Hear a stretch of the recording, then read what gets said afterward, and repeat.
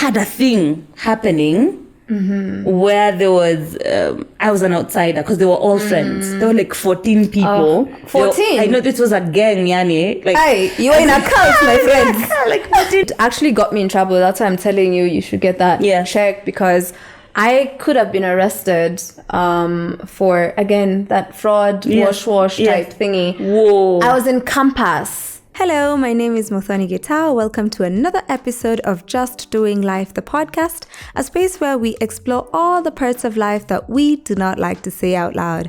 After all, we are all just winging it.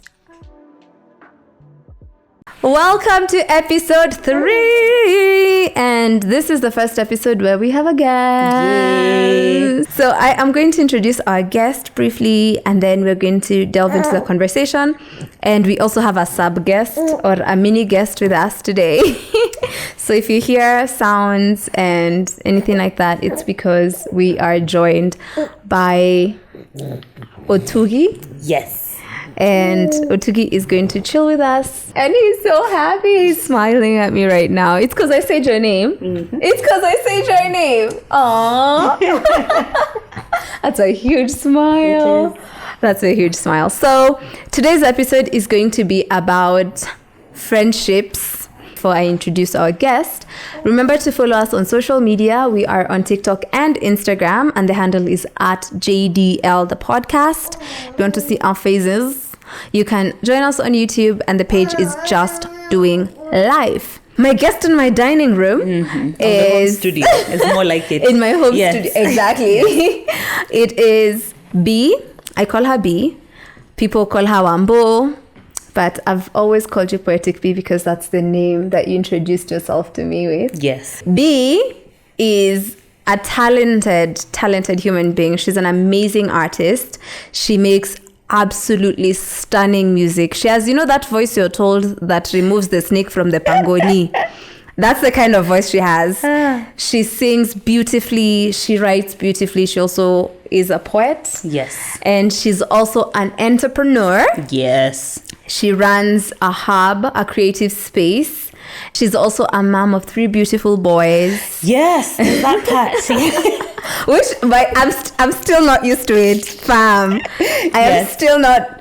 I'm still getting used to it. Like even when you guys figured, and then Bayo and Mwaki got out of the car, it had completely skipped my mind. Yes.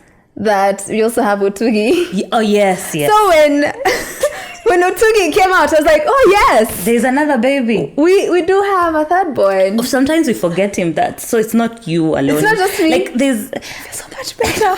There's like having 2 kids.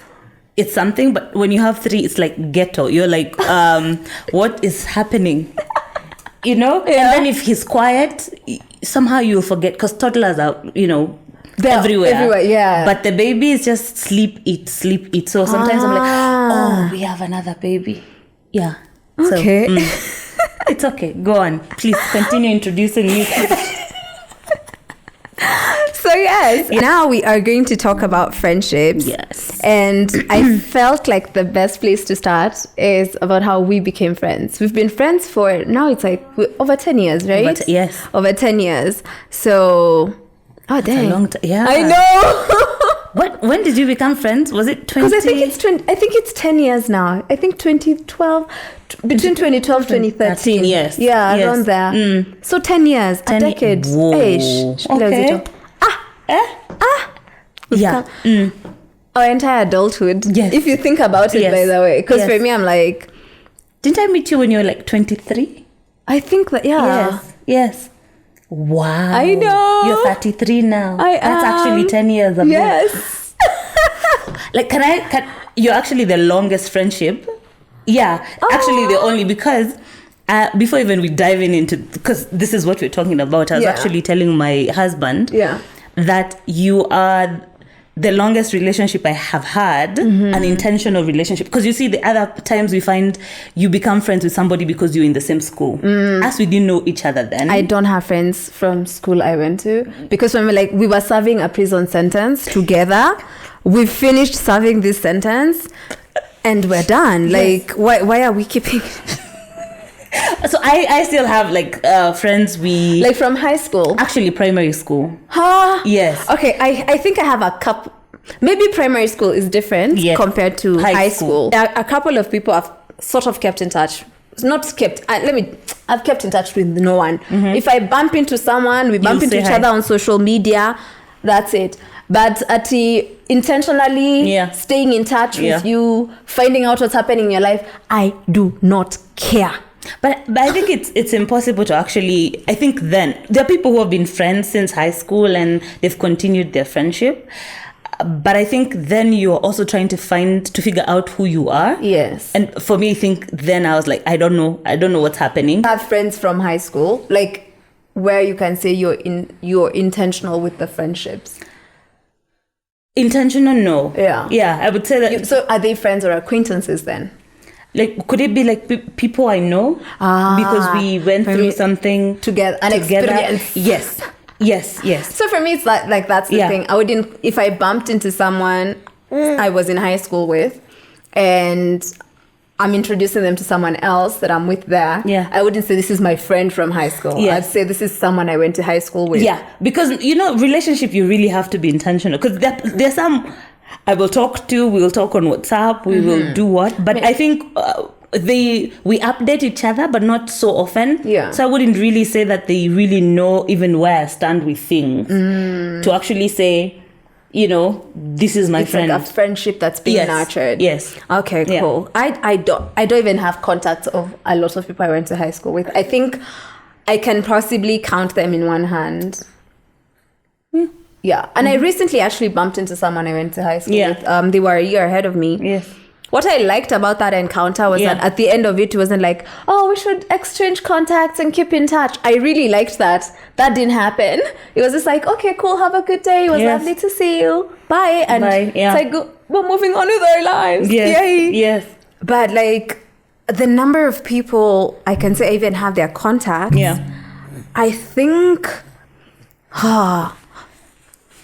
some I might have their numbers unintentionally, where like someone, it's like, because I also have this tabia of not deleting contacts. Yes. Yeah. So I might have, because there's two that we bumped into each other in campus, and we ended up like taking, I think there was an IT class we had to all take. Yes. So we bumped into, I think it was two of them. We bumped into each other in campus, first sem, but then like, they made their friends in their classes because we weren't doing the same course. Yes. I think one was doing IT, and I think the other one was doing like BCom, and I was doing mass communication. So other than the IT class, we had two classes together, IT and HIV and AIDS. Wow. Yeah, we had to take a class in. So you can be like a social worker thing? No, I can't. I remember nothing. Okay. It was a mandatory class. Yes. And we were there Maybe because it's also we to had help to you be there. abstain or something. Yeah. Maybe because they're like, oh, these people are fresh from high school. They're probably very curious. They should be aware. They should be told how that works. Yeah, I think that was the case. But that was it. And I think I possibly have their contacts, but I wouldn't say I am in contact with anyone I went to high school with. And I also wouldn't say I am friends with anyone I went to high school with. Yeah. Makes sense. Oh, we were talking about how we met. Yes. Yeah. Yes. I think your version is better. My version? Yes. Because I think you're the one who called out. I called out the BS. Yes. Yes. Okay, so basically how we met was we were both performing poetry. We were in the same poetry scene, but we didn't know each other. We knew of each other, but we didn't know each other. Yes. Then there were other people in the same scenes as us who did not like, I think that for me, looking back, I think they didn't like the attention we were getting. Yes. Because they had to, like when people talk about, I don't know if you've seen the stories about the interns, where like, we struggled, so you also have to struggle. Yes. So I think they had struggled to make a name for themselves. Yes. But then when we came in, we didn't go through that same struggle. Yes. Like for us, it picked up from the get-go. It was just like, people really liked us, people really liked our work, people, they effed with us. Yes. And I think that was the thing. Yeah. So what these two people did is they thought that they would create some sort of beef between us. And what they did is they came to me and told me that B does not like me, doesn't like my work.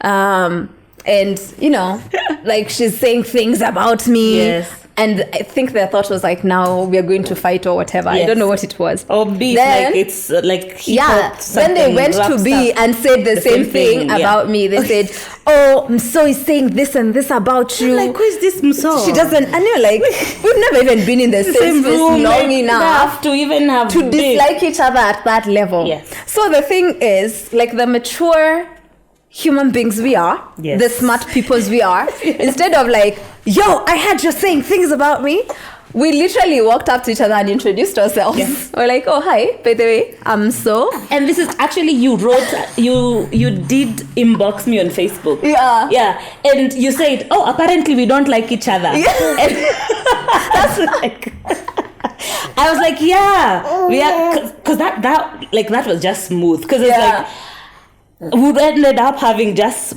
beef from nowhere. It makes no sense. It makes sense. So basically, it was like, let's find out what are these things that we don't like about each other that now we've been told we don't like. And we just started having conversations and realized we actually had a lot of stuff in common. We liked a lot of similar things and just started hanging out. Yes. And then now, when we'd go for events, we'd be hanging out together. Yes. It's just the two of us together chilling. Then and these people are just looking at us like, Connie, you didn't hate each other. You people are not fighting. Why are you not fighting? It was so weird. And for context, it was men. Yes. Yeah, the Muthoni was from men. Beloved brothers. Yes. But I think that I like that that's what we did. Yes. Because it could have been the other way around. Yeah. It could have been. We could have easily been like, oh yeah, now I'll never talk to this person ever again. And now look, 10 years down and we are still here. Yeah, that's... And I think we're even like better than we started. Yes. Because, true. Because we've grown so much. We've seen each other grow. Yes. As artists and as people. Yes. Yes. Thank you guys for manufacturing beef between us. Because of you, the beef we are here now. Yes. So my question is, how do you make friends now? Have you been making friends? I think maybe we should start there. Have you made friends as an adult? Now as an adult. Yes. Now, because even then I was adult. I think now I'm more intentional when it comes to friendship. Okay. Because also the fact that even when you're in partnership with someone, like now that I am married, it makes sense to be friends. I remember like our first time when we were getting together and we would get like, everyone argues and our desire is always being friends. And then for years I didn't understand, what do you mean? Si nakulike, no nani like. Tuna like Kiana. See, we, like, is there anything else? But I've come to learn that there's an effort. Yes. And friendship keeps you in a place where you need to keep growing. Would you consider yourselves best friends? Yeah, now, right now, yes. Awesome. The ones where I know now we are able to have conversations that I do not feel like I'm getting, like, I think for me, why friendship was hard, making especially with, as I've grown older, is I needed to know that friendship don't always last. So there's some people you like for a season, you're going to be friends for a season. And for years, I did that thing where we were in the poetry scene together, then when it's over and I'm gone, I don't communicate, I'm gone. So if we are in acting together and that, like I did act when this local TV stations were coming up. Yeah, I remember. Yes. She was a huge name in the Kikuyu career scene. I was named. It was Kina Inoro. Yes. Yeah. I had nilikuwa naitwa, what was, Sony. I was Muthoni. Inspiration. Yes. Do you see? And credits. I remember there's a guy who, I will not be specific because they might watch this, but I met recently and was saying, hey, hi, and they remember my name, but I don't remember them. Like, that's how I forget and close that chapter. I get you. The problem will be, I was not invested in knowing the people. Like you weren't actually friends. Yes. You were just, you shared a space. So Yes. for me, that's how I feel as well. Yes. Because I'm like, there's people who I can say, even in the poetry scene, there's people I can be like, yeah, we were friends. Yes. And there's people I have come to learn later, we actually weren't friends. Yeah. We just existed in the same space. Yes. Because I didn't know them beyond their work. Yes. You get that makes yeah. I didn't know you beyond your poetry. Yes. I didn't know about your personal life. But now there's also people I met in the poetry world who have gone to my grandmother's place. They know my show. Like they have contacts with my mom where I don't have to be involved. If you guys want to hang out, sure, it's okay. You can hang out. Yeah. Like I don't have to be. I don't have to be there for you to hang out. You get. Yes. So like being an adult now means that you can lose friends because I've had friends that we're no longer friends anymore, and sometimes I'm always looking at do I want to know you more, because it's also a choice. Yes. Before I thought that you need to be cool to have friends. I think it's also a high school mentality. Like now making friends now, because that's the question. What now is I'm very intentional on who I want to bring into my life, because I'm no longer alone, because I also have children, and not like they dictate what my life, but then I want to have meaningful relationship, and I want to learn from this other person. I also want these people to tell me the truth, because I think that's the thing that for me, maybe personally, I've been so afraid of. Where you get close to someone that they're able to tell you, like, B, that's BS, like you need to change that, because that's the level of friendship that I want and I'm desiring with people that I have intentionally. But you're scared of it. It's scary because you see, like, I can come and tell you, I'm sorry, I want to do this and this, and you're like, have you tried this and this? And I want to take that as a positive criticism rather than... You want to take it from a point of love. Yes. Okay. Not like, you're hating. But now I think also with that, it comes with a relationship you've created with someone. Because for me, there's someone who would say that. Like if you said that to me, I would be like, like I know it comes from a place of love. I'd be like, okay, she's not a hater. She's not trying to put me down. It's because there's something she's seen. But there's someone else who'll come and I won't take it the same way. I'll just be like, you don't know me well enough. Like it might genuinely be something that makes sense.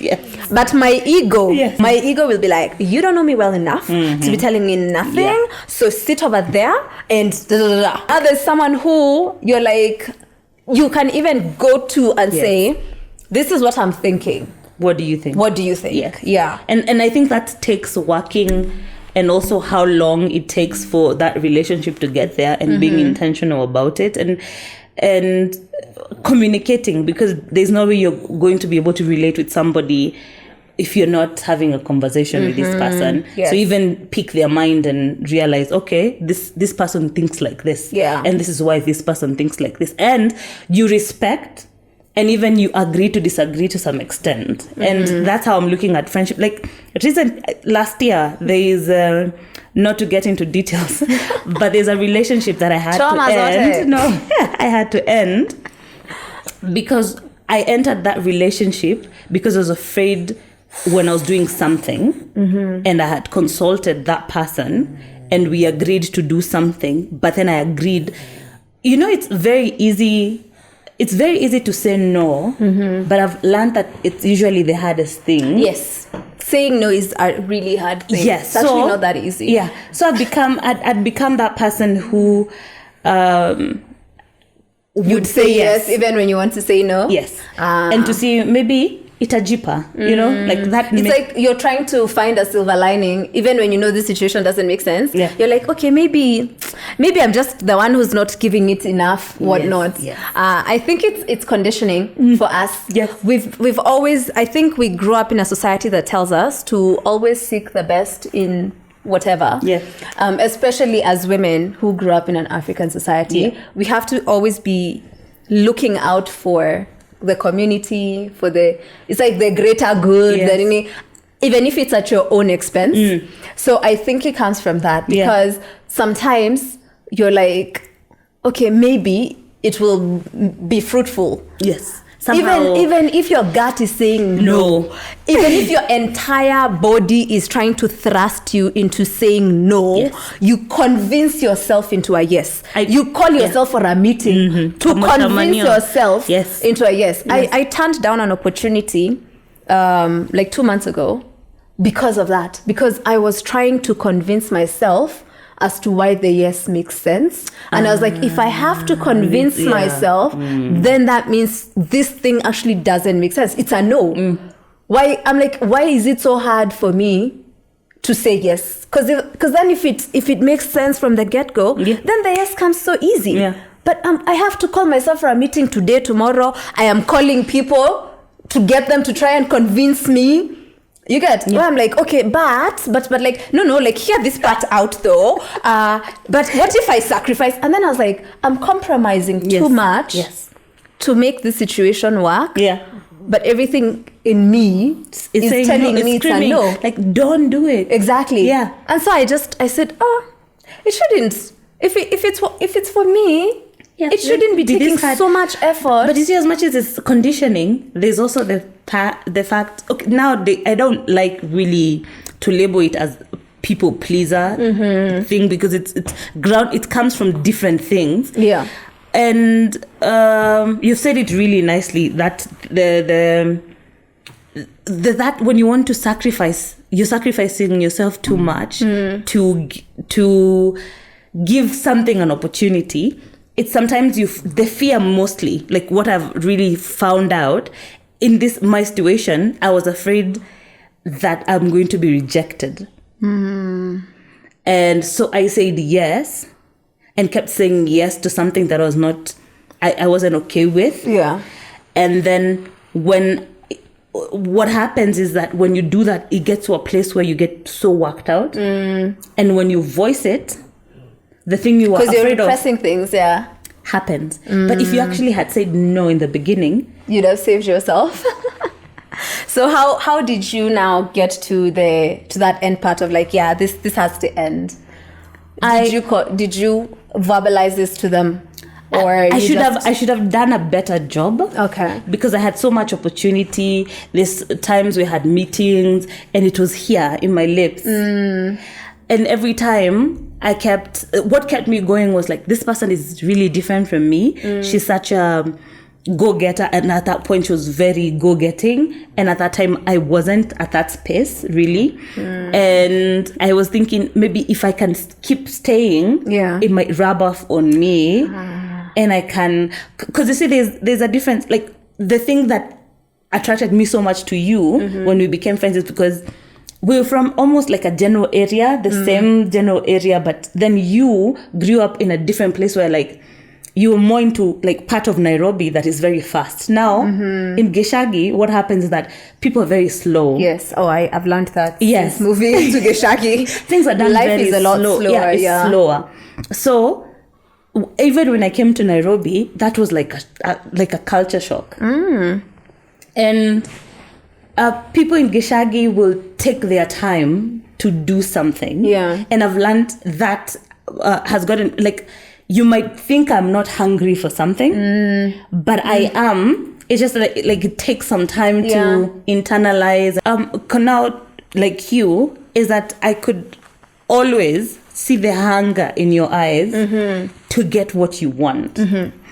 When it comes now to the Gishagi life, there's always like kuna wale wanapaswa kuwa nazo. So also the slowness kind of brings you that. Okay. So now I get it. Yeah, it gets you to a place like you don't become such a go-getter.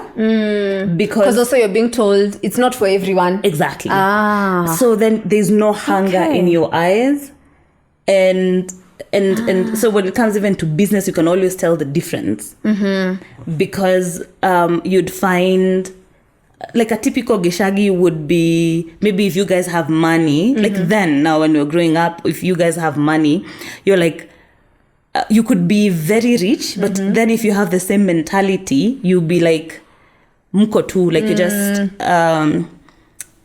nani ndo wanakuanga na duka, akina nani ndo wanakuanga hivi. Like everyone has what they do in that. It's like there's boxes. Yes. And then there's a box you fit into. Yes. And then you're told to sit here. Yes. It's like stay in your lane. Yes. Basically. Yes. And the thing about now people we also had that. People in Nairobi. But it's different. I think the difference is like the confidence. Mm-hmm. You could be saying BS. But the way you say it, it's when now you start listening and you realize, they're not even that clever. It's like all our politicians. It's like they're just talking and you talk. So there's a good and there's a bad. Yes, I get you. Yeah, so I think then the thing that for me, I guess it helps then that I grew up in a fast-paced space and then moved to a slower. So I still have the drive and the ambition that comes with being in a place where we are always trying to work towards a certain goal. And then now coming to a place where it's like, we can still be working towards our goal, but we can take our time so that we evaluate every step we're taking to make sure also we're not just moving for the sake of moving, but we're moving with intention. Do you think you've ever been in a toxic friendship? And one, how did you recognize the toxicity? And how did you end the friendship? Are you still in it? Is this the friendship? Okay, psych. But if it was, you told me. I did actually. Yeah. When I was younger. Okay. And I don't know how we became friends, but then we became friends. Mm-hmm. And this included other two chicks. Mm-hmm. And I was younger. And how old do you remember? Around 19. Okay. And we were doing something in a production, and this is the kind of conversation you're like, if they ever hear this podcast, screw it. But that's I learned about that this wasn't this was not a good friendship. And I don't know, what were the markers for you, the things that you were like, this is not a good friendship? I kept felt like I was being forced to do things I didn't want to do. Mm-hmm. And I'm saying forced because I don't know why I just agreed. Mm-hmm. Sometimes I sit down and I think, was I stupid? Did I want to fit in? So cringy when I think about We have those. Yeah. I think we all have those, right? Yes, and then that's the time like I met, I would say officially, who was my first boyfriend. Mm-hmm. Finding out that I think one of the chicks was having something with that dude. Mm-hmm. The same time I was having something with this dude. And it's like when the whole relationship ended, I found out so many things that were happening behind my back. That why would you introduce me to someone and then you have interest in that person? Mm-hmm. And then because you're from the same village or the same place, they had a thing happening. Mm-hmm. Where there was, I was an outsider because they were all friends. There were like 14 people. 14? I know this was a gang, yani. Like, hey, you were in a cult, my friends. Like 14 people. You were being called into a cult. 14? Yeah, like dudes and chicks. Okay, although even like at 19, I possibly did have 14 friends. Yes, but it wasn't like friends like that. No, yeah. Us, it was like we used to go to church together. Yes. And then we'd hang out together like Sunday afternoons. Yes. That was the extent of that. But this, like for me, was so different because I'm fresh from high school. Mm-hmm. I'm 18. I've learned so many things in high school. I'm like, the world is screwed. I didn't know, like I think my innocence was ruined. Yeah. In high school. Then I have this bunch of friends. I was like, that's when I tried drugs. Uh-huh. And by saying drugs, they were not hard drugs. Which drugs? Like grass and alcohol. Okay. Because they are drugs. Those things are drugs. But sometimes when people say it's like, not hard drugs, I'm like, so what? Alcohol is a soft drug. As in, I'm like, drugs are drugs. Yeah, so I started clubbing. Okay. That was something I never knew. It's something that happened. Do you regret, like, to some those extent? bits? To some extent, and yes. Okay, what parts of that do you regret? That I should have said no when I didn't want to do those things. Okay, yeah. So you did them because they asked you to do, not because really, you wanted to. There was some still, like, not really, like, okay, there's some, like, the things that I really didn't want to was those things where you give out your phone so they can call a certain person to send them your money. I didn't like that. But where they use you as like an M-Pesa mule. Yes. But now for like clubbing and nini, I don't think I really refused. I was like maybe curious to find out. I wasn't forced. Oh yeah, because that's why I was asking the regret, because I was like with the clubbing part. No, because it's like there's that curiosity of, so what are these things? What happens in these clubs now that I'm of age and I can enter? Yes, but I remember because they used to do like a lot of chain smoking. All 14 of them. Yeah, like see, like one 16 or whatever. Like see, one cigarette would like end by the time you're like at number 4. No, for the see, that's what I like the roll. No, it starts here. Then another one is washed. Oh wait, so it's like a chain.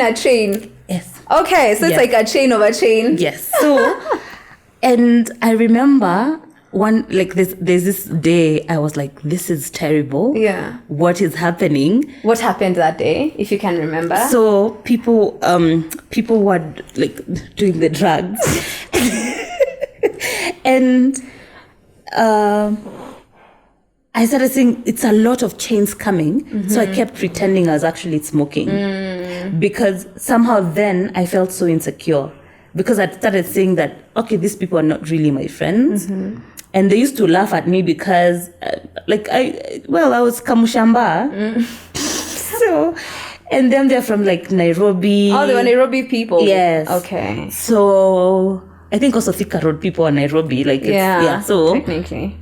And I started pretending I'm smoking. Okay. Because then it's easier than answering why you're not smoking. Yeah, so I was just passing it. And I remember that time feeling so alone. And I was at their place and wondering, why am I here? And then you see, then you're trying to hustle. And for girls, if there's any girl who's raised being a strong woman. Which we're leaving that behind in 2023. Thank you very much. Usually is that your parents don't trust you to make right decisions. Oh. As those people. But I thought it was the other way around. No, like how do you create a strong person? Usually the strong people are usually the people who are neglected the most. Yeah, exactly. So it's like they trust you to...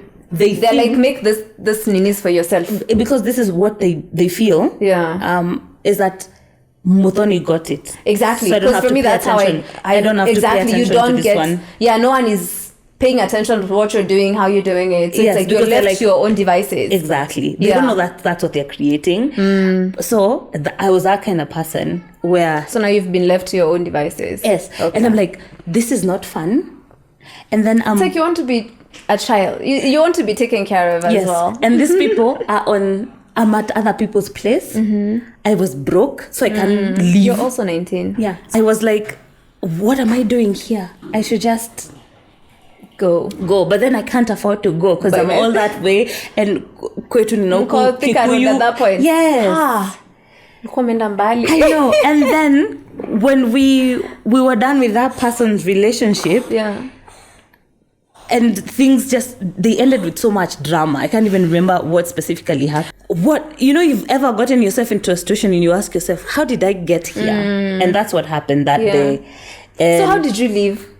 I didn't leave. So you waited. I waited. But now the wheels have started turning. Yes. Okay. And then now we borrowed money. With all the puff. Yeah.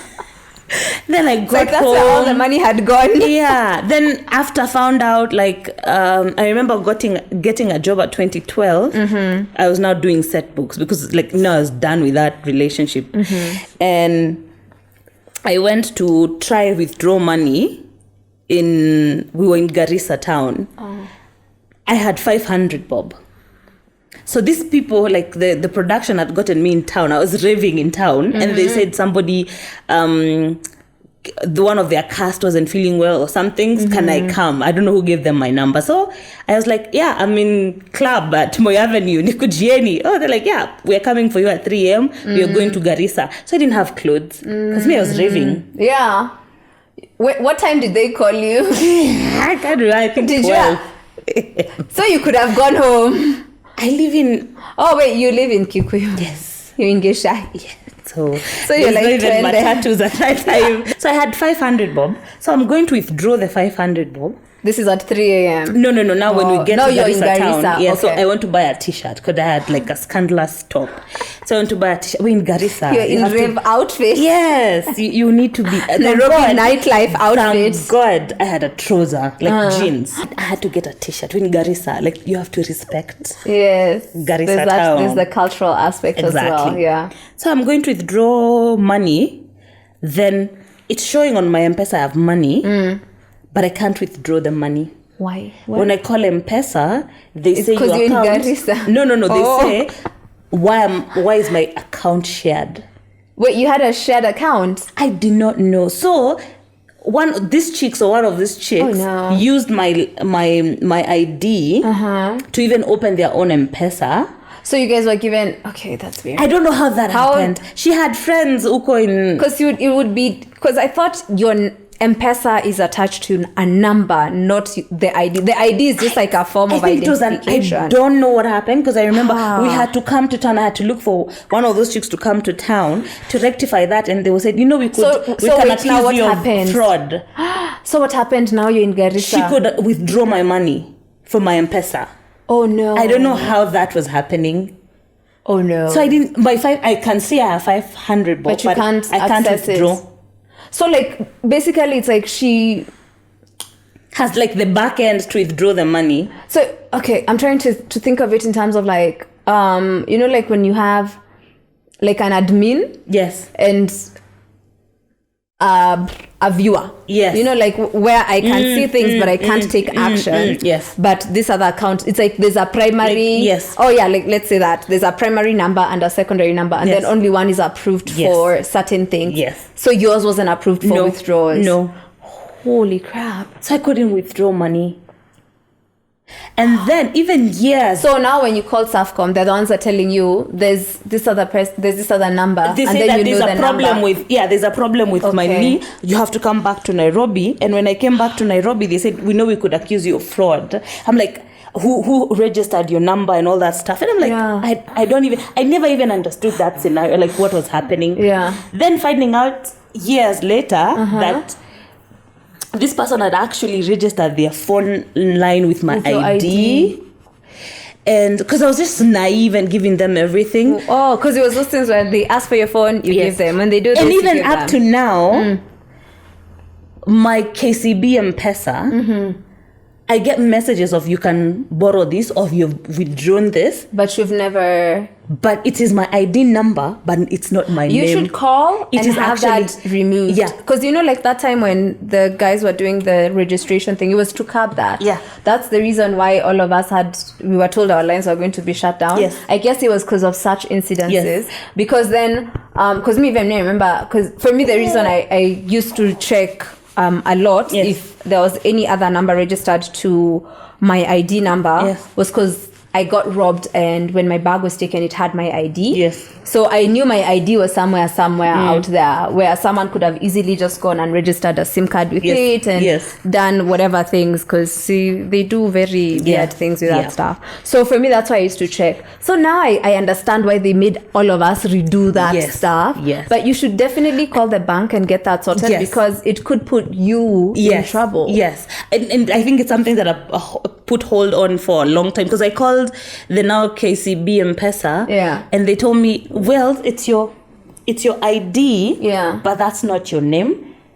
And sometimes so I get messages telling me now you qualify to withdraw, you qualify to get a loan of 50,000, you qualify to get this and this. Yes, so and I think also like my ID is on CRB through KCB M-Pesa, but then that's not mine. But I've never accessed it. So now I should do that. Honestly, imagine follow up and get that done, because that. But now this is the funny thing. The person, like actually this year, we have been in contact with this person. I know, so weird.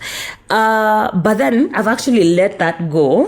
But then not. Have they apologized? Or I don't even think they know they have. Because we ended up having another argument.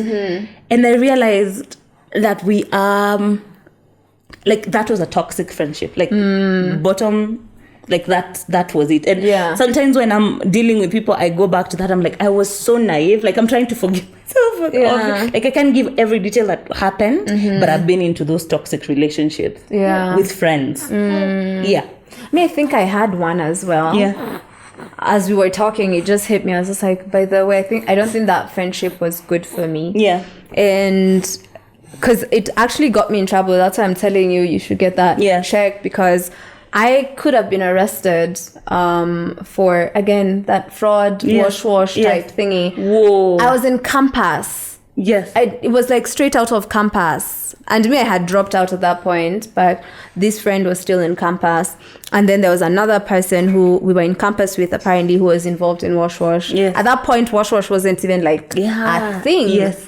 It wasn't like something, okay, it was a thing that was happening, but I guess people weren't talking about it like that. Yes. And I remember like how this person invited me to their house because they weren't feeling well. And that time they were living with their brother. Yes. They invited me over for a sleepover. So I was like, okay, cool, I'll come. At that time I was doing like plays and stuff.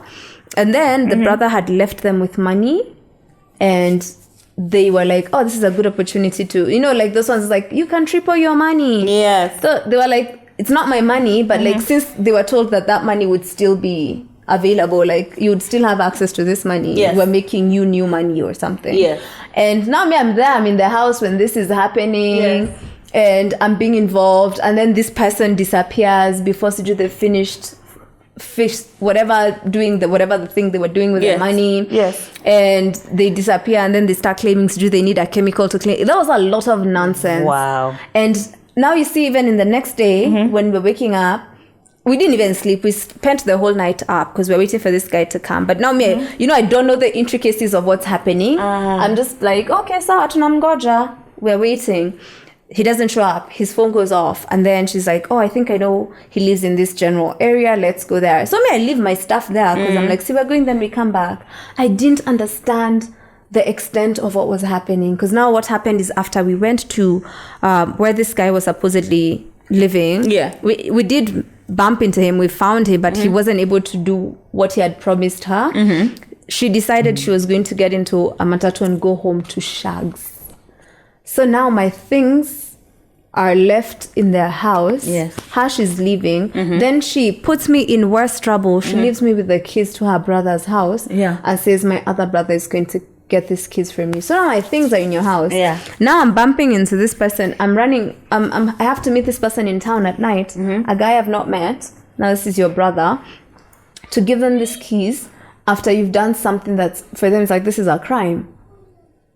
Right? So they started blaming me. They said, oh, she's a Q, because also like she wasn't Q. So the stereotypes started coming into play, where they're like, this has to be Muthoni's doing, because Kikuyus are like this with money. Kikuyus are thieves. It was so terrible. So what happened is I called, I know you remember Mato. I called my friend Mato and told him, so a lot of shit has just happened, but right now what I need from you is I need you to meet me in town, because I'm about to meet someone and I don't know what will happen, because already accusations are flying. This chick has switched off her phone.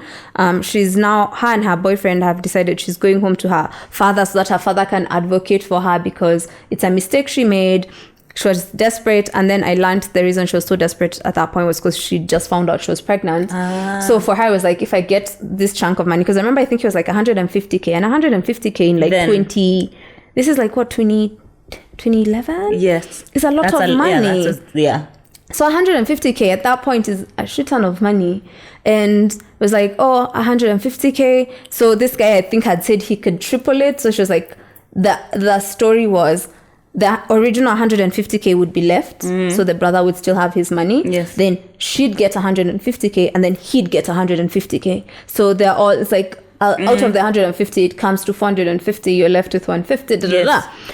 So I think for her, she was like, with 150k, I'll be able to start a life, with this child. And she's left me in this situation, and amepanda matatu ameenda, and then she's already told like her brother, it's like, Muthoni is bringing the key. Now the older brother now knows I'm involved. But you see me, I wasn't involved in the money part. I'm being involved in the cleanup, in her cleanup.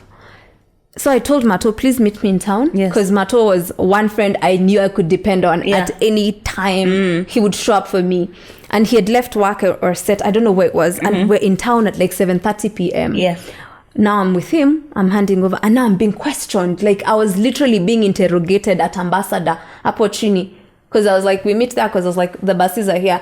Good thing, the one smart thing I did is when stuff started going left, I called my mom and told her what was happening. And she was like, okay, don't abandon her, but also be careful to what extent you're being involved. So me, I was like, if I had known, I'd have left with my bag in the morning. Because now I left my bag, it had my ID, my wallet, my bank things. So you were there. So, you see, if anything was to happen, if they had decided they were going to say the money was stolen from the house, because also the brother was involved in politics, so they could have easily switched that shit up on me. They could have easily said I walked into that house and stole the money and left with it. Let me tell you, Mimi, I have never freaked out like that in my life. I was just like, this is how people go to jail for shit they've not done, for things they didn't know. Because me, I was so unaware. I remember even that. Me, I was cooking. Things are happening, they're moving. Because back at one point, because she had told me she had a new boyfriend, and she told me this boyfriend was called Sam.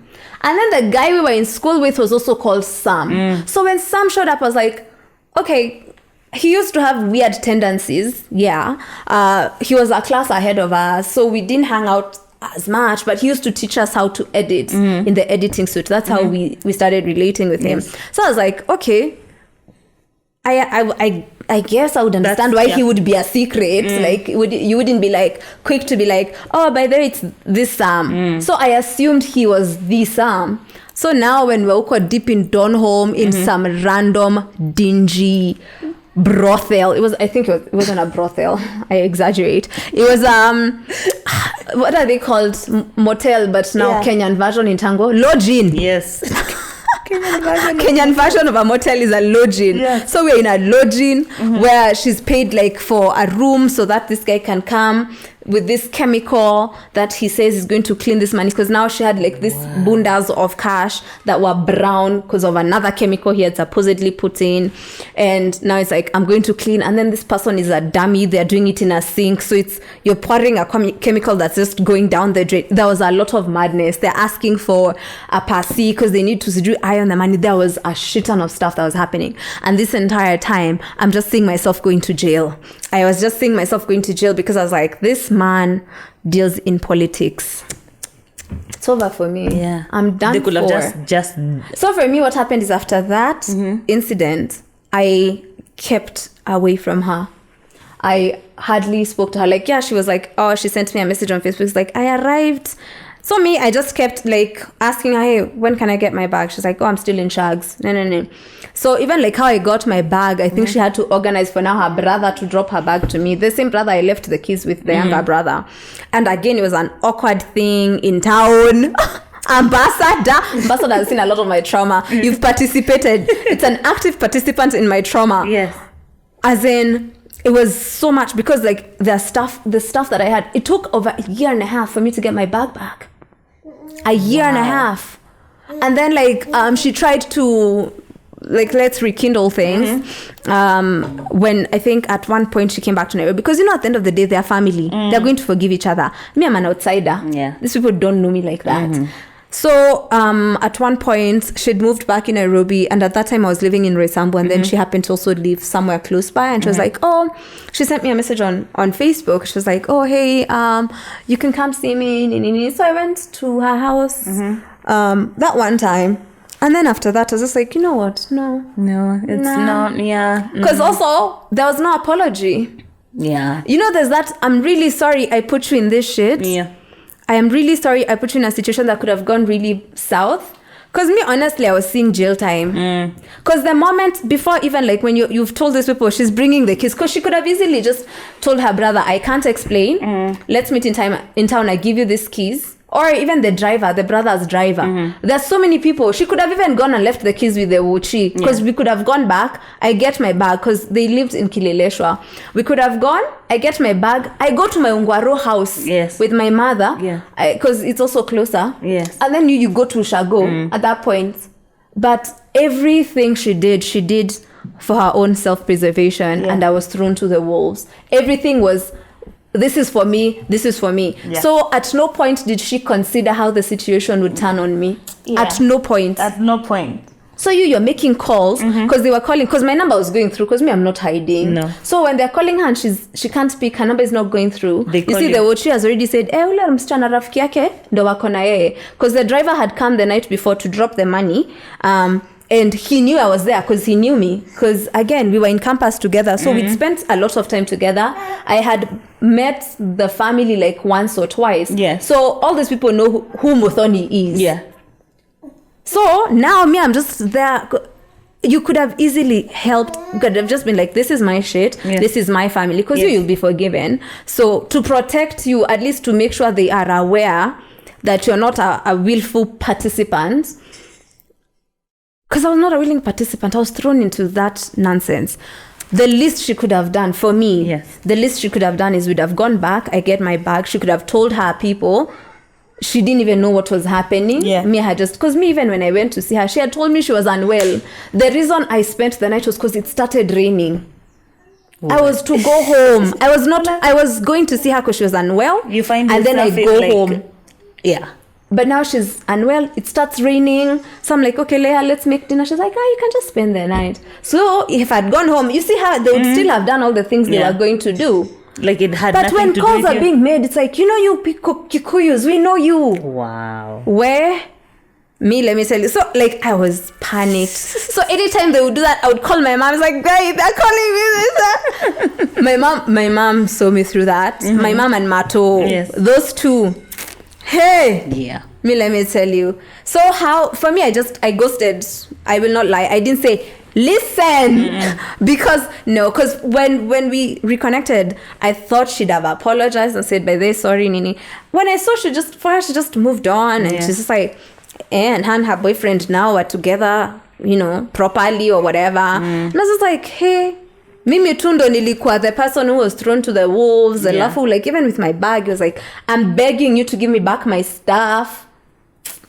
It makes no sense. Hey, like, and I remember that time we had started a kachama with some guys from church. Alafu, I was the treasurer of our account, and we had a KCB account. But then at that point, we didn't know we were getting charged 500 a month.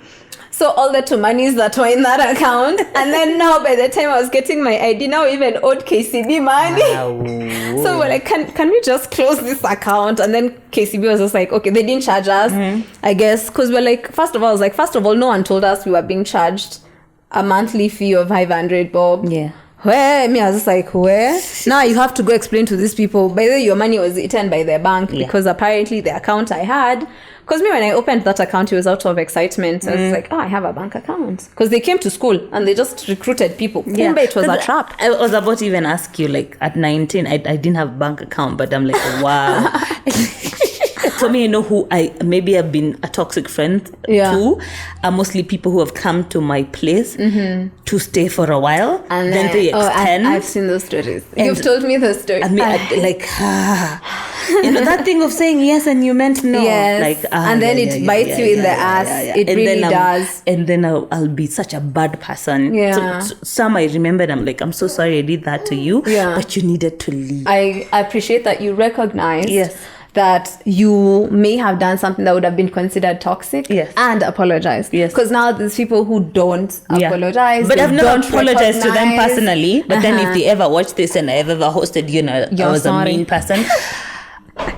Probably to some extent you did deserve it because you didn't leave when you were supposed to. But I'm very sorry because I know I was very mean to some. Yeah, I get that. Yes. You know what? Sometimes, like, when you're pushed to the wall, sometimes there's versions of you that show up that you didn't even know existed, right? Yeah, I'm also human. I'm not such a good and human. You can only take so much, right? Yes. Because there's also that. Yeah. I think now the question that I have is, what are some of the things you've learned from friendship? Wow. What are the things that I've learned from friendship? I think I'll go back to that some are seasonal, some will end, and that's okay. And one that is now being very evident is about being intentional and being an intentional friend. It's you have to be consciously you have to make the decision that I want to be a friend with this person, and you want to keep growing and moving into another level. And then the other thing that I think I've seen work is when you both actually have made the decision to be friends. It's a two-way traffic. But then I think I should have more of the things that I've learned in terms of friendship is every season gives you different friends, and being a mom has actually changed that, because every time I have been pregnant I've lost a friend. Like that's really? I assumed like now when you become a mom you start making mom friends, because now it's like there's that shared commonality in motherhood where you're like, when you're going to, like, right now they've started school, so it's like in school, or when your kids make friends with other kids and now you have to become friends with their parents. Friends with moms, you have to be intentional. You have to actually see, okay, I like that child, I would want to be associated with the parent, so we can become friends so our kids can hang out. Those ones are okay. I've added those ones. But then it's the other friends, the ones who were there before, and then now they just drift away. Okay. There's one I had when I got my firstborn, and it kind of ended, and I didn't even push it. And when I met someone when I was now coming back into like work, Nini. Then I got pregnant with the second one. Then I was back at home. And you find somebody getting mad because you're not having time for them. And then now that drifts. Then now, even recently, I was like last year, just friends and even people, maybe we knew each other. And then now we're doing businesses, and then we're being intentional, we're hanging out. And then by the time I was giving birth, I can tell you, we have not actually had a conversation. And now it becomes even awkward. And I moaned. Actually, this time I moaned because it's like, why do I keep losing friends? And usually you will lose ones without kids. You don't usually lose the ones with kids. But I've had one since 2016. That she's also a mom now. And when I was pregnant with my second born, she was also pregnant. And the thing I appreciate about her even now, and I feel like she did something that maybe I could not have done. She was there. She was pregnant, but she was there with me. And sometimes I feel like she did so much for me that I never did for her. But sometimes she says like, I am intentional about being your friend. Your friend, And for her, I really appreciate, because every time I'm looking on how do I get to know her even much better, her as a mom and her as a person. Because when I sat down and I saw it as like, whoa, she actually sacrificed so much. Not because she didn't have anything to do. It's because even when I was quiet, she's like, hey, uko sawa? And then I started finding myself even doing the same thing. And then we have kept the same relationship. And you cultivated it then? Like you built what your friendship would look like then, and now we have it. That's good. And I think now it's what I've learned is you have to be intentional about it. For me, like now, I feel like intentionality is like actually a really big thing, and also reciprocity. Because if there's one thing that really sucks is feeling like you're giving, and you never receive. Because unfortunately for me, I'm a giver. I give as long as I can, I will. But there's times where it's like you're giving too much, you're left with nothing. Or you're giving too much, but when you need to be given, it's like, where are my people? So for me, I have started giving to those worth giving. Does that make sense? It does. Don't give to everyone. That you're left with nothing. Give to those who are deserving of receiving, and give to those who are also giving, because then now there's more to give. Right? So for me, it was just like, if you don't give, because again, a friendship is a relationship. It's both ways. If it's one way, for me, I say that's a fun.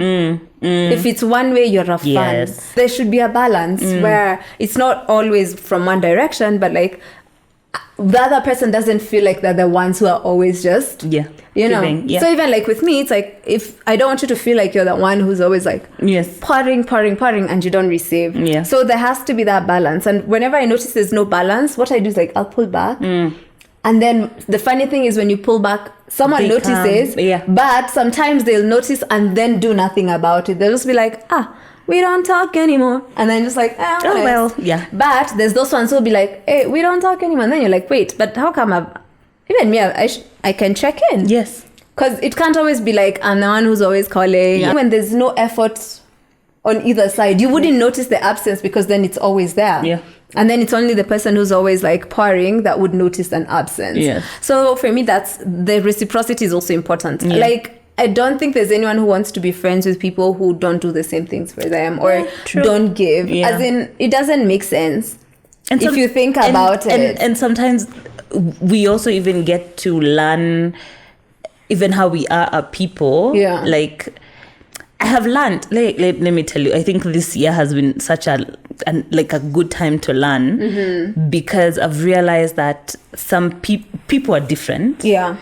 And just because we're not hanging out and we're not talking, it does not mean that we are not having a relationship. In this way, where if one, you have been intentional, and I know like you, so so for example, our relationship, it's been, we take time before we link up. Yes. Right?